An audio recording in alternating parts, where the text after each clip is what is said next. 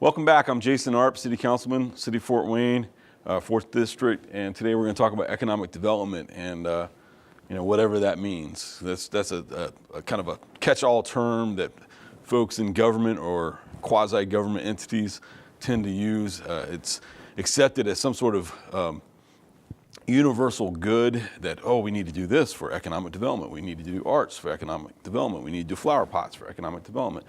We need to build coliseums for economic development. We need to build office buildings for economic development. And the central point in all this, and the reason I'm talking about it, is because they all come to City Council at one point or another and ask for money, ask for your money. So I'm going to go through a list of the different units, and what's kind of been the impetus for me talking about this today is that we just funded 2 of these entities last night at the City Council meeting for City of Fort Wayne, and kind of got me thinking about this just in general as a issue. 2 of the ones that came up last night were the Downtown Improvement District and the Northeast Indiana Regional Partnership. The Downtown Improvement District is basically takes care of keeping the streets around Fort Wayne clean and doing, they coordinate a lot of the activities, so parades and marches and putting up the little flags for the, like German Week and all that kind of stuff during the summer. They do a lot of that stuff. They also put flowers in flower pots to keep the little ornamental trees on the sidewalks and that sort of thing. They handle all those kind of things, and also they hire a crew that kind of does some patchwork cleanup type stuff. That's largely funded by a self-imposed fee that the businesses in downtown kind of vote to put on themselves, and then the City of Fort Wayne puts another $150,000 for that. That's what they're supposed to do, and that's mostly what they do. The second group we have here is the Northeast Indiana Regional Partnership. Now this group supposedly represents an 11-county area, and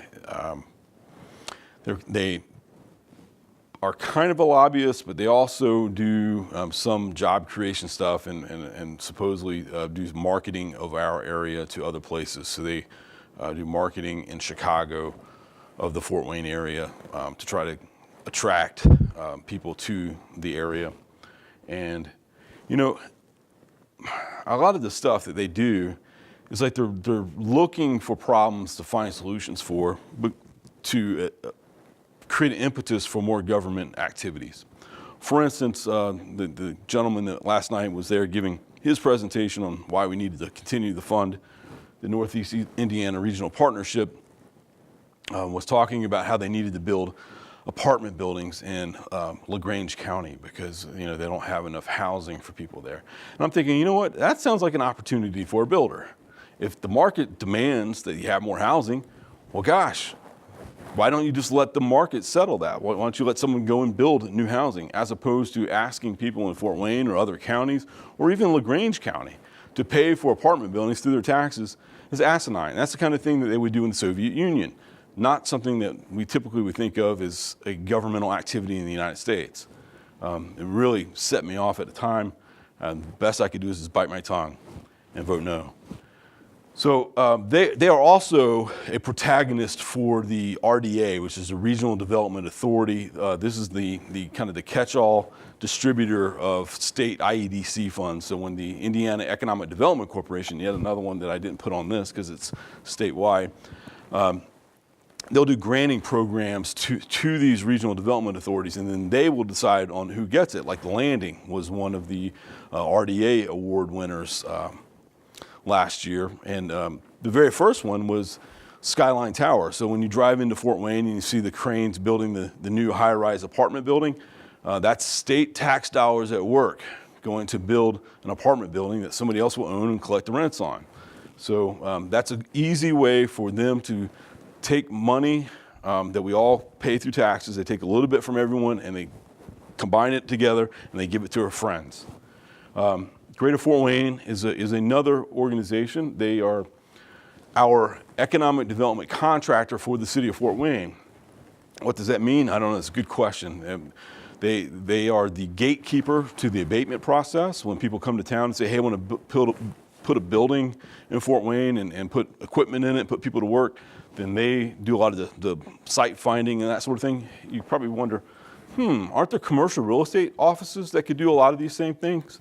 Yes, they could, and guess what? They could do it without City of Fort Wayne funding. And as far as the abatement goes, you can check out our other video. I have a video that explains why we don't need abatements and why abatements are a bad idea to begin with. But that's largely what they do. They also lobby for big projects like the electric works, and we've done several videos on electric works. Please check those out.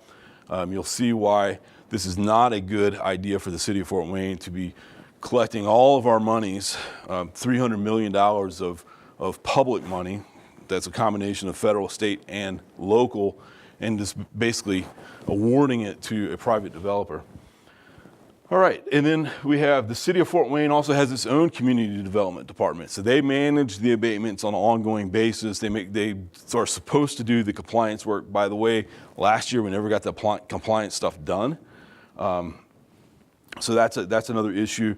They also work with setting up TIF districts and the Redevelopment Commission, which is another governmental entity, has an appointed board. Appointed by council and the mayor, and so the Fort Wayne has its own redevelopment commission, and Allen County has its own redevelopment commission, and they create TIF districts. So we also have a video on TIF, tax increment financing. You can kind of see all the issues that are involved in that.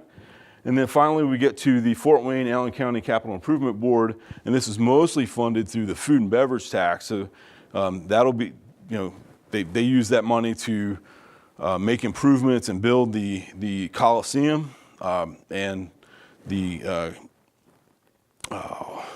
Grand Wayne Center downtown, some of the garages involved with that.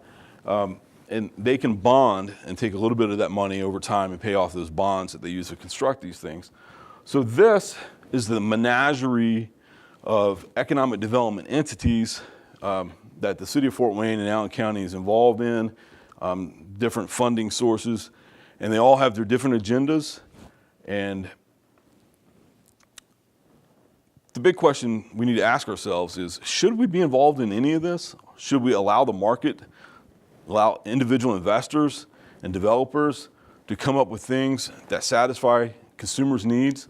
Listening to these people talk about the need for housing and how we need to subsidize housing, when I look at my district near Coventry Plaza, we're off of I-69, right across the street from Lutheran Hospital. I see an enormous apartment complex going up. I see developments going up all the time without any taxpayer money. There's another development buying Jefferson Point. That was just announced this week that they're going to buy Jefferson Point and rehab it. And all of these things are occurring without government incentives, without taxpayer money, and these things will be things that will satisfy consumer needs and do so in a way that is economically beneficial for both the consumer and the producer.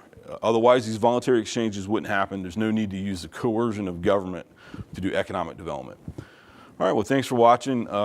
Please subscribe to be able to get more of these videos. We have quite a few out there already, and you can go to jasonarp.com for more information on these things and about me as your city councilman. So thanks for watching.